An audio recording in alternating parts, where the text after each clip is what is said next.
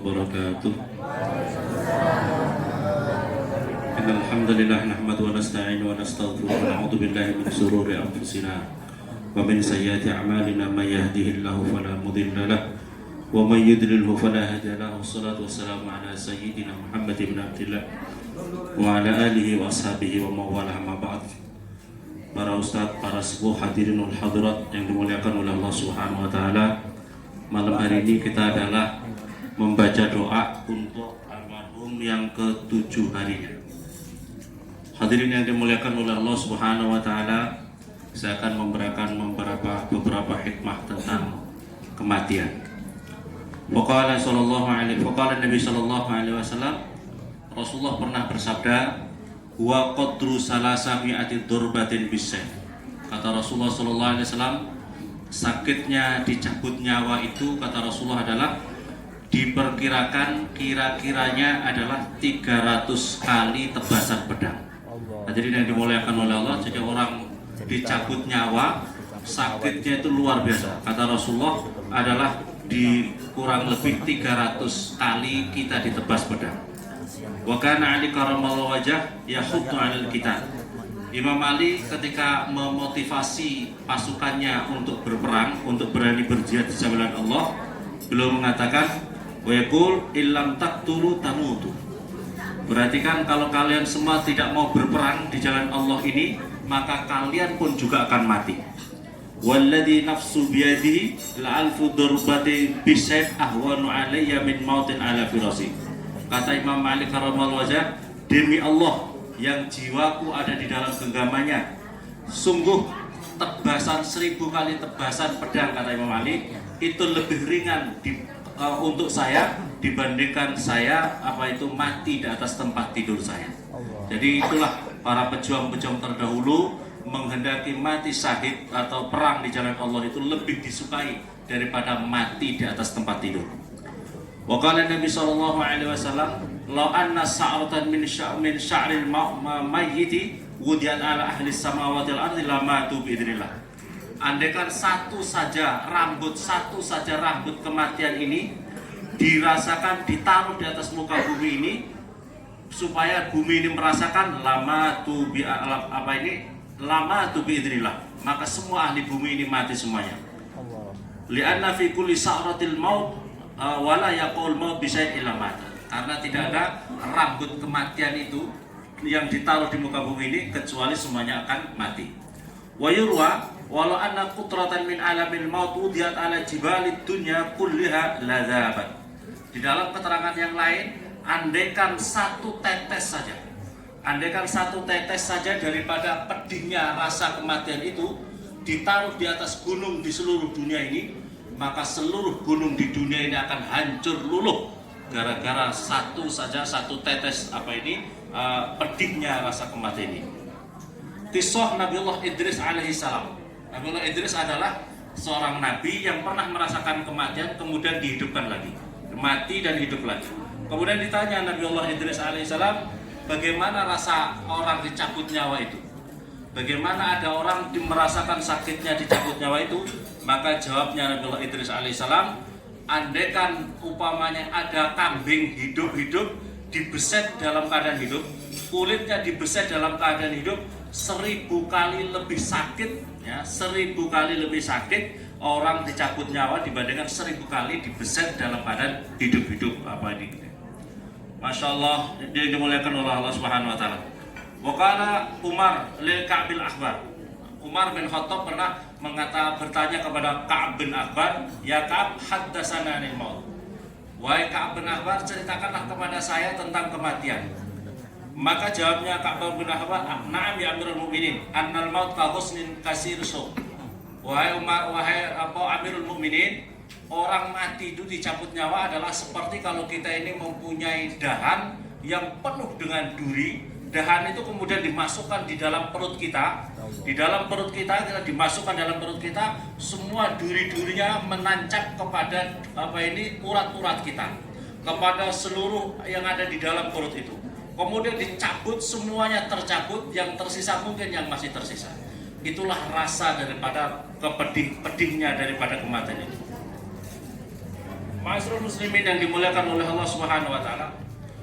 Nabiullah Ibrahim alaihissalam, di dalam kitab, saya ngambil dari beberapa kitab ini, Nabiullah Ibrahim alaihissalam pernah ditanya apa itu ketika didatangi oleh malaikat Israel. Wahai malaikat Israel, saya ingin tanya sama kamu, bagaimana rupa kamu ketika kamu mencabut orang-orang yang soleh? Maka malaikat Israel langsung berubah dengan wajah yang luar biasa tampannya, luar biasa harumnya, sangat menyenangkan sekali.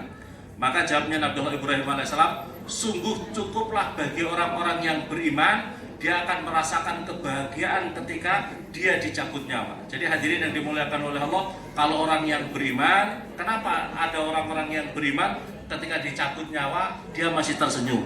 Seperti kemarin Pak Haji Muhammad begitu wafatnya, beliau masih tersenyum, ya, meninggalnya dalam keadaan tersenyum. Ada orang meninggal kadang-kadang dalam keadaan sujud tersenyum. Kenapa ini? Karena pada saat itu dia dikasih tunjuk oleh Allah malaikat Israel dengan rupa yang sangat tampan.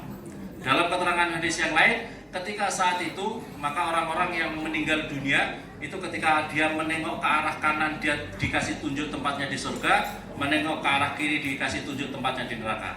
Ketika ia menengok ke kanan, itulah dia pada saat itu kalau orang beriman dicabut nyawanya, sehingga ia tidak merasakan sakitnya kematian. Gara-gara melihat indahnya malaikat Israel itu, maka orang-orang yang beriman tidak merasakan sakitnya, pedihnya kematian. Padahal hakikat kematian luar biasa sakit. Terus kemudian Nabi Ibrahim, saya minta tolong kamu wahai Israel, bagaimana rupanya kamu ketika kamu mencabut orang-orang yang jahat, orang-orang ahli maksiat. Kata malaikat Israel, wahai Ibrahim, kamu tidak akan mampu melihat saya. Sudah saya mau mempersiapkan diri untuk itu.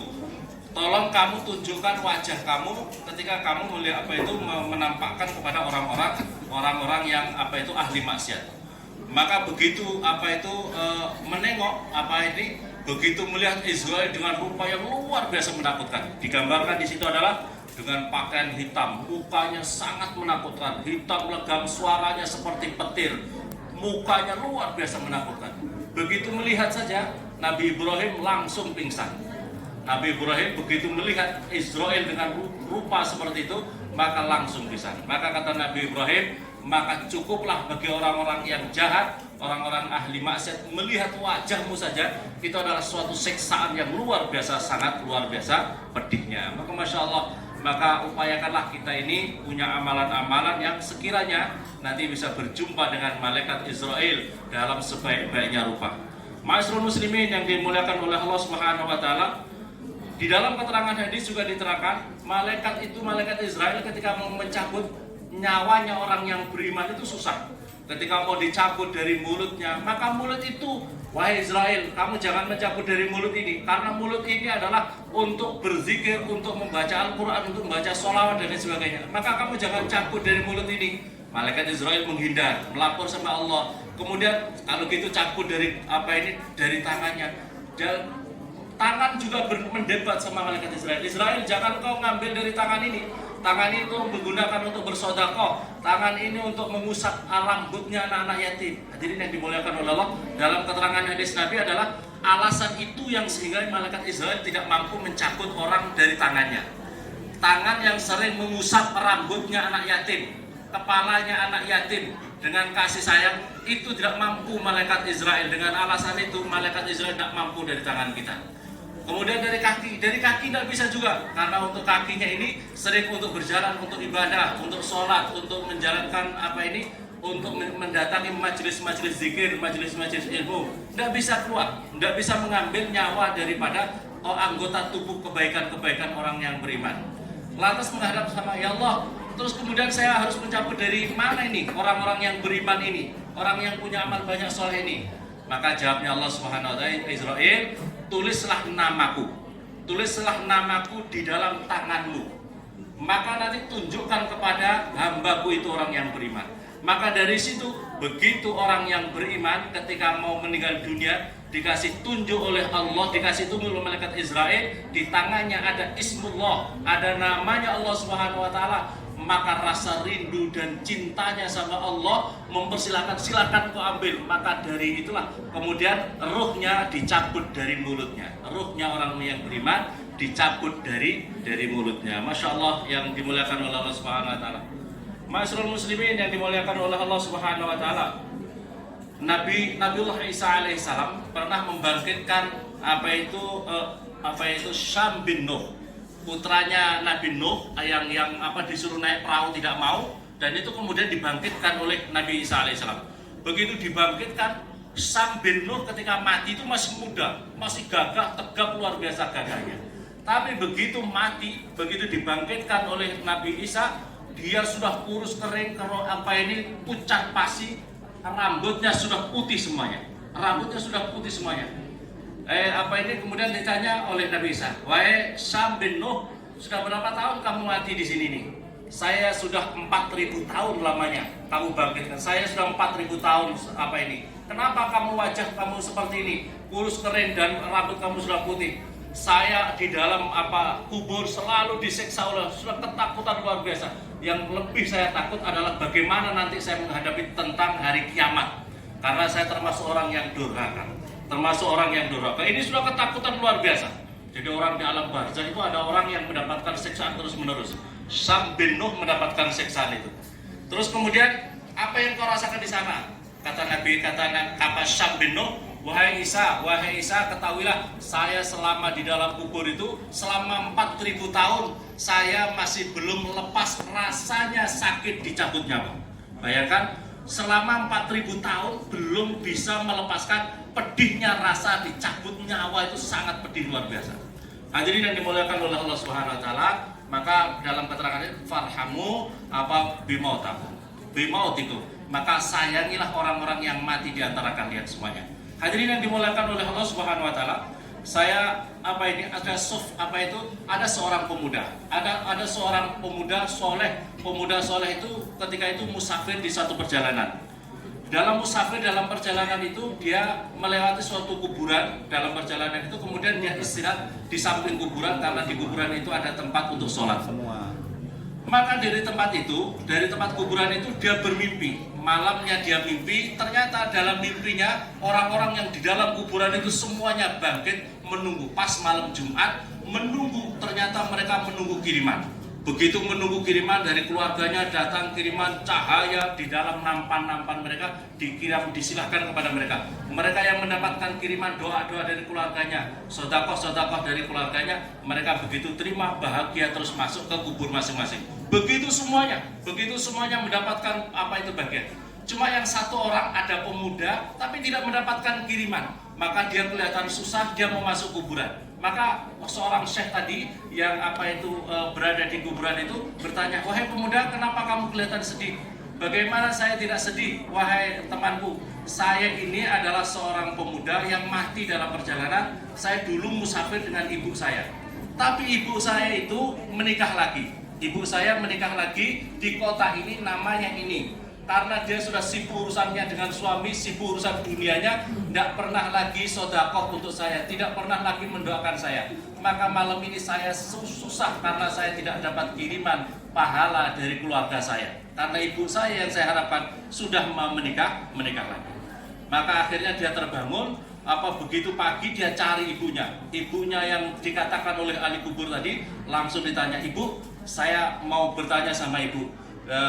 Dengan keluarganya, "Saya mau bertanya dengan ibu, apakah benar ibu punya keluarga yang meninggal di sini?" "Oh ya, dulu saya sudah punya anak meninggal di sini. Begini. Tadi malam saya bermimpi begini." Masya Allah, dia langsung susah sedih. "Wahai Tuhan, tolong saya punya harta, saya sedekah untuk anak saya. Saya sedekah dan saya tidak akan lupa lagi. Setiap malam Jumat saya akan berdoa terus menerus untuk selama hidup saya akan berdoa untuk." Maka malam Jumat berikutnya ini mimpi lagi dan berterima kasih dia sudah mendapatkan kiriman pahala daripada keluarganya. Maka oleh karena itu hadirin yang dimuliakan Allah, pentingnya kita jangan lupa keluarga yang ditinggal, jangan melupakan keluarga yang sudah wafat. Karena keluarga yang sudah wafat sangat-sangat menunggu kiriman doa kita, kiriman sedekah kita yang masih hidup untuk mereka. Saya ingin bercerita nyata itu. Cerita nyata yang bercerita ini adalah pelaku sejarahnya teman saya. Teman saya namanya Kiai Rubai di Kartosuro dekatnya Jogja. Dia itu pernah diundang, jadi namanya Kiai Rubai ini pernah diundang di suatu tempat Pak Kiai, saya minta tolong nanti diundang di ceramah di satu tempat. Hadirin, saya ini cerita nyata. Begitu di musola yang dimaksudkan, yaitu malam ini saya Pak Haji, Pak Kiai saya undang untuk ngisi pengajian.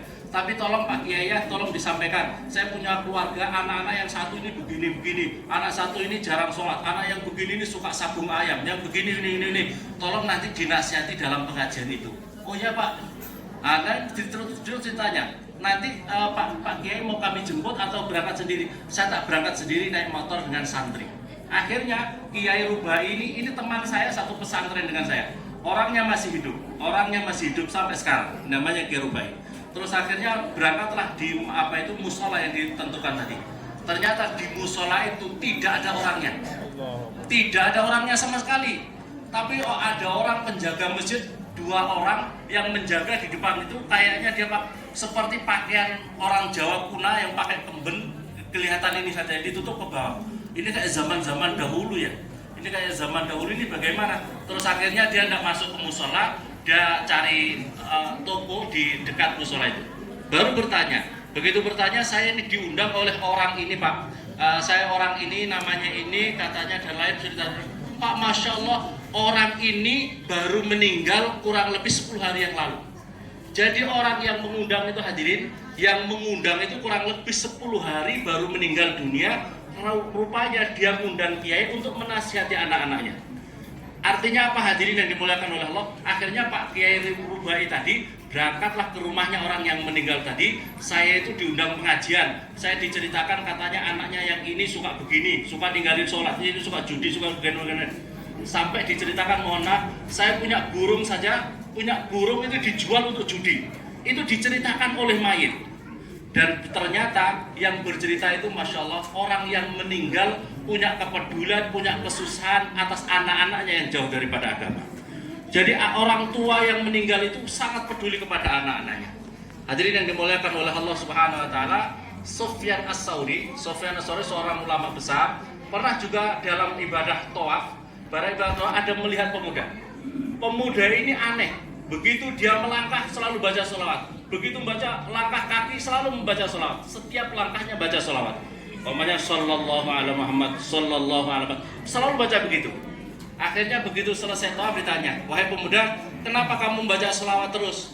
Maka pemuda tadi bercerita, wahai Tuhan siapa? Aku adalah Hasan al-Basri. Masya Allah ya Syekh, saya mau bercerita kepada Anda. Saya ini berangkat ibadah ke Mekah ini dengan bapak saya rombongan. Dalam perjalanan bapak saya meninggal dunia. Bapak saya meninggal dunia dan kemudian yang menjadi saya susah adalah bapak saya itu saya harus mandikan, harus kain kafani di tengah perjalanan di padang pasir. Kemudian saya harus kuburkan di situ. Tapi sebelum penguburan saya susah karena wajah mukanya bapak saya itu hitam legam seperti binatang. Hitam legam seperti binatang. Saya susah terus menerus saya berdoa bagaimana bapak saya ini, itu bagaimana bapak saya. Tanda-tandanya orang yang mati sul khotimah biasanya seperti itu. Wajahnya menakutkan, tidak cerah dan lain sebagainya. Itu tanda-tandanya su'ul, tanda-tandanya su'ul khotimah. Maka akhirnya saya terus menerus baca sholat dan akhirnya saya terlelap dalam tidur. Tiba-tiba ada seseorang pemuda, seseorang yang datang dengan harum luar biasa, tampan luar biasa, melewati saya. Saya itu melihat, tapi begitu terus akhirnya langsung membuka kain kafan bapak saya. Begitu terus kemudian diusaplah ini kain itu jenazah bapak saya. Saya lihat begitu diusap langsung wajah bapak saya berubah seperti sedia kala. Ini cerita nyata. Begitu langsung berubah seperti sedia kala. Terus kemudian orang ini saya rangkul kakinya. Saya rangkul kakinya. Ya Tuhan, siapa Tuhan ini? Terima kasih karena membantu bapak saya yang sudah berubah. Saya adalah Muhammad bin Abdullah Sahibul Quran. Saya adalah Muhammad putra Abdullah, yaitu Rasulullah Sallallahu Alaihi Wasallam. Ya Allah ya Rasulullah, terima kasih Anda membantu. Terus apa amalan bapak saya? Kenapa Anda sampai membantu bapak saya? Jawabnya Rasulullah Sallallahu Alaihi Wasallam, bapak kamu walaupun sudah tua tapi punya rutinitas kemaksiatan. Maka oleh karena itu dia inilah mempunyai tanda-tanda kemaksiatan itu sampai seperti ini. Untungnya bapak kamu punya rutinitas membaca sholawat kepadaku. Maka oleh karena itu aku datang, aku hadir untuk memberi syafaat kepada bapak kamu. Maka oleh karena itu ya Syekh, Maka oleh karena itu begitu saya melihat Rasulullah dan saya mau melihat manfaatnya bersolawat, saya berjanji saya tidak akan melangkahkan kaki kecuali saya baca solawat. Di samping untuk diri saya dan semoga pahalanya terkirim kepada almarhum bapak saya. Maka oleh karena hadirin yang dimuliakan oleh Allah, kalau kita ingin mendapatkan syafaat Rasulullah harus punya rutinitas membaca solawat. Kata Rasulullah, barang siapa membaca solawat kepadaku 100 kali dalam sehari malam, wajibat syafaat. Wajib orang itu mendapat syafaat saya. Kita ini kalau ingin mendapatkan syafaat Rasulullah, dan itu yang mewajibkan Rasulullah, bukan ustadz, bukan kiai. Rasulullah mewajibkan. Kita punya rutinitas membaca solawat 100 kali, kita wajib mendapatkan syafaat dari Rasulullah SAW. Kalau kita punya rutinitas membaca selawat 1000 kali, maka nanti kita, kata Rasulullah, maka pundaknya dia dan pundak kami berjejer bersama-sama untuk masuk di dalam surganya Allah Subhanahu wa Ta'ala. Amin Allahumma amin. Semoga kita semua mendapatkan keberkahan ya dengan membaca zikir dengan sholawat, apalagi pada malam hari zikrul ghafilin, dan semoga kita bisa mengambil pelajaran untuk hikmah pada malam hari ini juga, bahwa kita ini kullu nafsin dha'iqun, setiap jiwa pasti akan mengalami kematian, dan kematian almarhum Bapak Haji Muhammad adalah luar biasa karena keberkahannya luar biasa, punya zikir istimewa, setiap harinya membaca Al-Ikhlas 1000 kali dan sholawat-sholawat dan zikir yang lain. Semoga kita bisa mengambil iktibar dan bisa mencontoh amalan-amalan beliau sehingga kita bisa husnul khatimah. Amin Allahumma. Demikian kurang lebihnya mohon maaf dan Allah majma'in. Assalamualaikum warahmatullahi wabarakatuh.